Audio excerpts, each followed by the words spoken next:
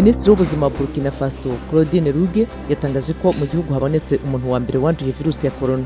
Ni umugabo n'umugore bari basubiye muri Burkina Faso bavuye mu ruzinduko mu Bufaransa.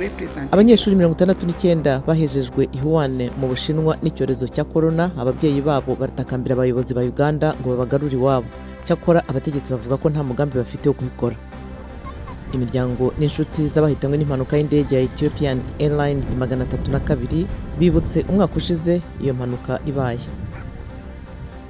Naho igihugu cya Cote d'Ivoire giherutse gukoresha umuhango wa gatatu umara icyumweru cyose ugamije kugeza mu mihanda ya Abidjan abamara irungu rubanda mu buryo bwa gakondo.